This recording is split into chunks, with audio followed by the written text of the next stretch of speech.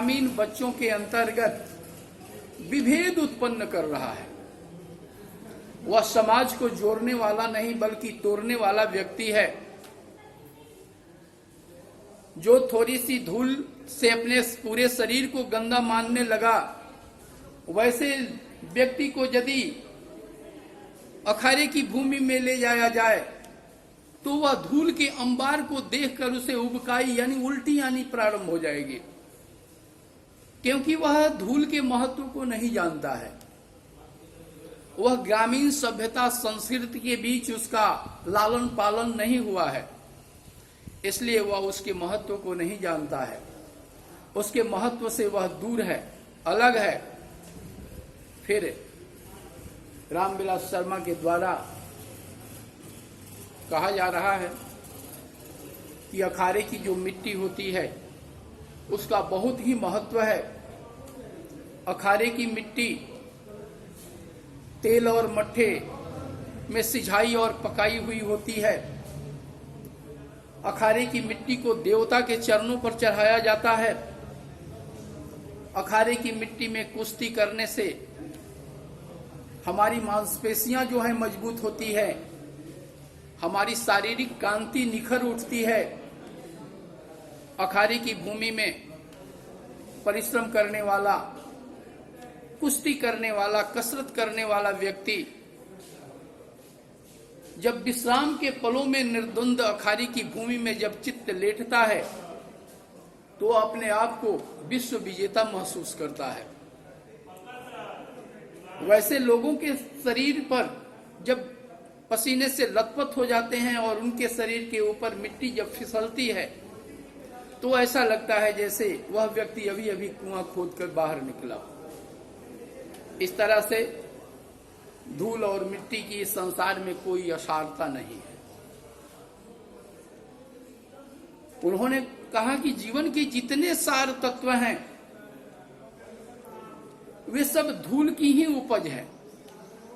रस, रूप, गंध, शब्द, स्पर्श मानव जीवन को पोषित करने वाले जितने प्रकार के खाद्यान्न हैं, जितने प्रकार की वस्तुएं हैं मानव जीवन की आवश्यकताओं को पूर्ण करने वाली, धूल से ही तो सभी की उत्पत्ति होती है। अतः धूल और मिट्टी में अत्यंत ही सूक्ष्म साधारण सा अंतर है। यदि मिट्टी शरीर है तो धूल उसका प्राण है। यदि मिट्टी शब्द है तो धूल उसका रस है। यदि मिट्टी चांद है तो धूल उसकी चांदनी है। इस तरह है मिट्टी की आभा जो है का नाम ही धूल है और मिट्टी की पहचान धूल से ही होती है। फिर रामविलास शर्मा जी का कहना है कि प्रकृति के संसर्ग में जाने के बाद धूल अत्यंत ही मनोहारी और सुंदर चित्रों को बिखेरना शुरू कर देता है, चित्रित कर देता है, जिसे देख करके भी हम अनजान से बने रहते हैं। लेखक हमें बतला रहे हैं कि सूर्यास्त के समय अमराइयों की ओट में छिपी हुई सूर्य किरणों के प्रकाश में जब धूल उड़ती है, पड़ती है, तो ऐसा प्रतीत होता है जैसे आसमान में सोने की परत छाई हुई है। सूर्यास्त के समय कच्ची सड़कों से निकलने वाली गाड़ियों के लीक से उड़ी हुई धूल श्वेत रुई के बादलों की तरह आसमान में छा जाती है। ऐसा लगता है कि इंद्र के ऐरावत हाथी के जाने के लिए नक्षत्र पथ का निर्माण किया गया है। चांदनी रात में मेले से गुजरने वाली गाड़ियों के लीक से उड़ी हुई धूल कभी कल्पना की तरह वातावरण में विचरण करने लगती है। कवि कल्पना, जिस तरह कवि नए सृजन की खोज में अपने मन को इधर उधर भटकाता है, ठीक उसी तरह धूल कभी मन की तरह उड़ती हुई बालकों के मुख पर और फूलों के ऊपर पड़कर उनकी सुंदरता को बिखेर देती है। फिर लेखक का कहना है कि ग्रामीण भाषाएं यानी ग्रामीण सभ्यता और संस्कृति के अंतर्गत जीवन व्यतीत करने वाले जो लोग हैं, भूल करके भी धूल को गर्द नहीं कहते हैं।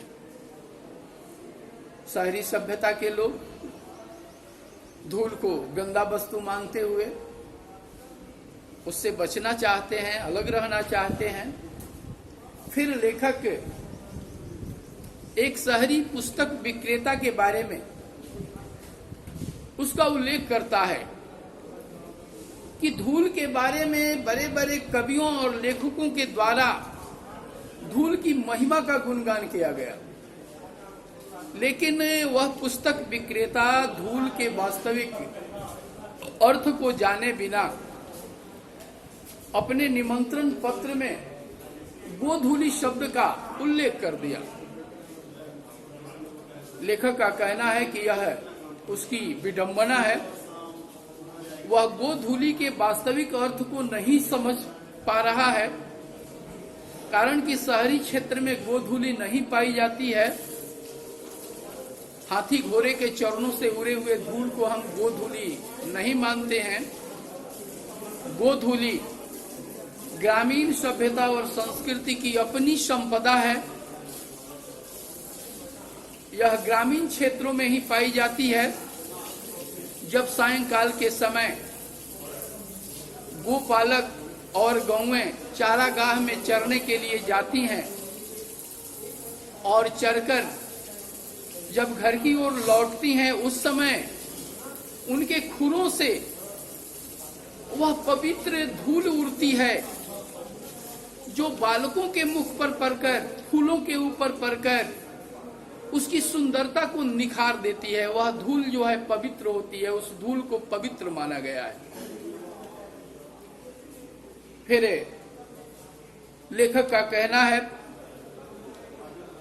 कि धूल के द्वारा किसी को नीचा दिखाने के लिए यदि हम मुहावरे का निर्माण करते हैं कि धूल समान, तो इसे वेद वाक्य यानी इसे वे सत्य नहीं मानते हैं,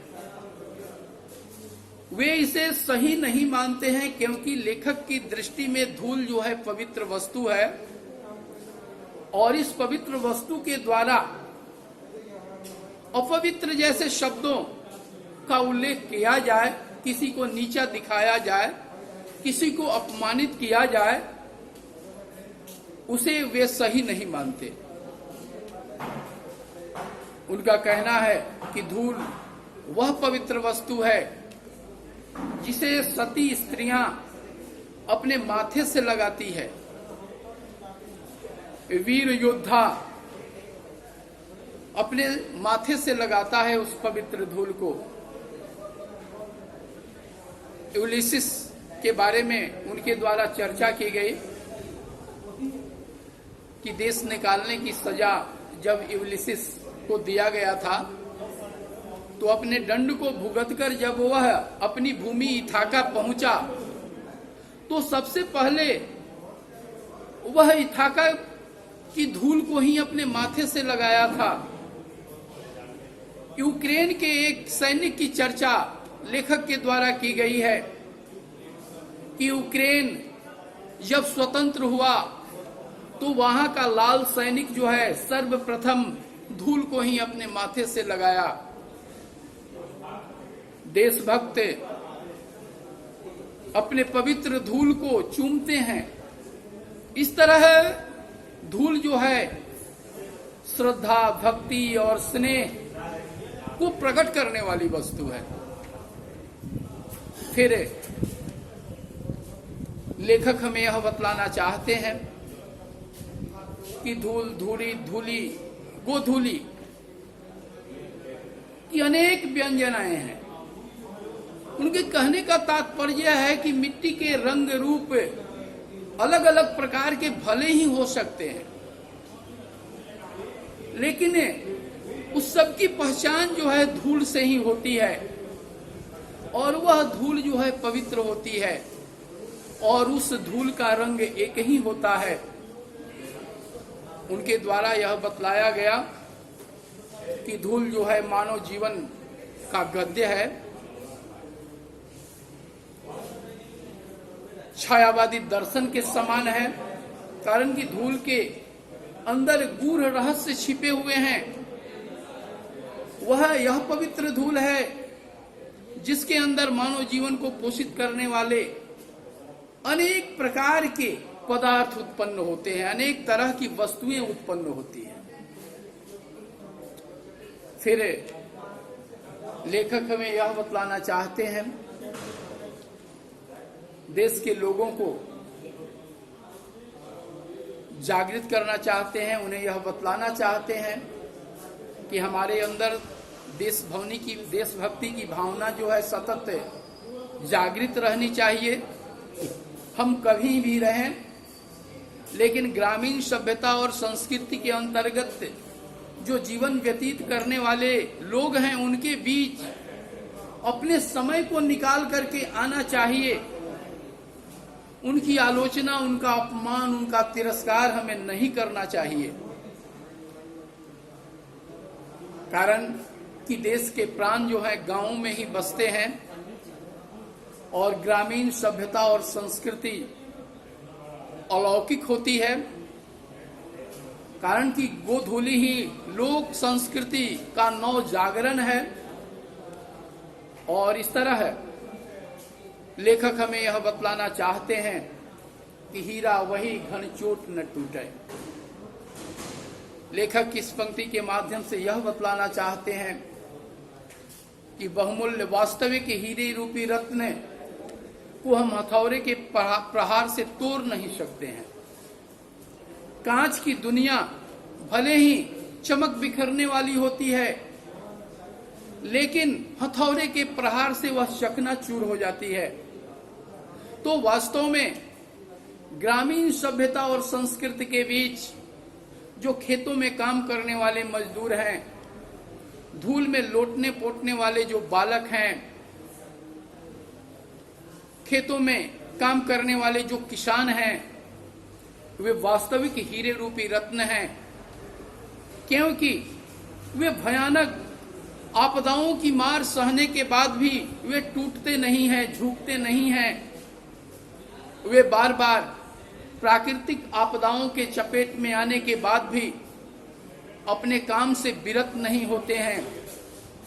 वे संसार के सुख साधनों को उत्पादित करने में जुटे रहते हैं। तो वे वास्तविक हीरे रूपी रत्न ग्रामीण सभ्यता और संस्कृति के बीच जो जीवन व्यतीत करने वाले लोग हैं, वे हैं। और इस तरह से लेखक हमारे अंदर देशभक्ति की भावना, आपसी जो एकता है, उस एकता को उत्पन्न करते हुए यह बतलाना चाहते हैं कि यदि ग्रामीण सभ्यता और संस्कृति के बीच जो लोग जीवन बसर कर रहे हैं, यदि उनका हम अपमान करेंगे, उसका यदि हम तिरस्कार करेंगे, तो उनके अंदर क्रोध की ज्वाला जो है भड़क सकती है। वे पलटकर यदि जवाब देना शुरू करेंगे तो गृह युद्ध जैसा माहौल उत्पन्न हो जाएगा। हमारी कांच की दुनिया जो है टूट करके बिखर जाएगी। इसलिए हमें अपने अंदर अपनी ग्रामीण सभ्यता और संस्कृति के बीच देशभक्ति की भावना को जगाते हुए हमें उन लोगों के बीच अपने समय को देना चाहिए। उन लोगों के बीच हमें आना चाहिए, उन्हें आश्वासन देना चाहिए, उनके अभावों को देखना चाहिए, उनकी आवश्यकताओं को देखना चाहिए, उन्हें सबको पूरा करने की कोशिश करनी चाहिए। तभी हमारा देश जो है अखंडित रह सकता है। तभी हमारे बीच एकता स्थापित हो सकती है और इसी से हमारा देश जो है विकसित हो सकता है, हमारा विकास जो है संभव है। अभी धूल पाठ को पढ़ाया गया। मैं छात्रों से कहूंगा कि जो भी पाठ पढ़ाए जा रहे हैं उसका आप स्वाध्याय करें, अपने मन को हमेशा ज्ञानार्जन के प्रति केंद्रित रखें, स्वतः समय तालिका बनाकर पाठों को पढ़ें, अभ्यास करें। फिर वह समय आएगा जब हम और आप साथ साथ होंगे और उस समय जो कठिनाइयां, जो समस्याएं उत्पन्न होगी उसका समाधान किया जाएगा। पाठ के अंत में जो प्रश्न दिए गए हैं, मैं चाहूंगा कि उन प्रश्नों को आप स्वयं अपने बुद्धि और विवेक से उन प्रश्नों को तैयार करें। फिर जब हम और आप साथ साथ होंगे तो उसका जांच किया जाएगा, जहां पर त्रुटियां होगी उसका सुधार भी किया जाएगा। अतः समय तालिका के अनुसार मेरे प्रिय बच्चे, आप पढ़ते रहें, अध्ययन से विरत न हो। धन्यवाद।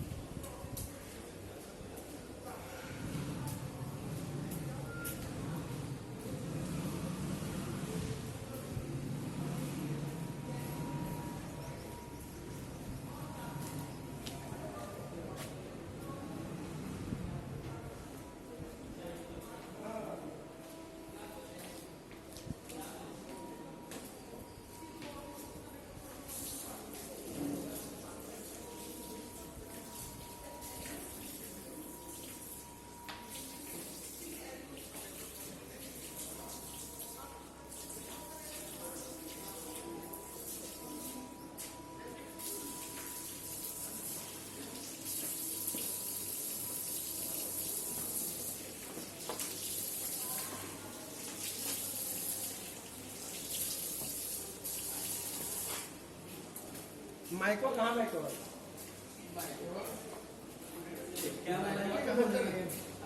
जाता माइक जिला माइक के बोले बनी सब लोग हाँ?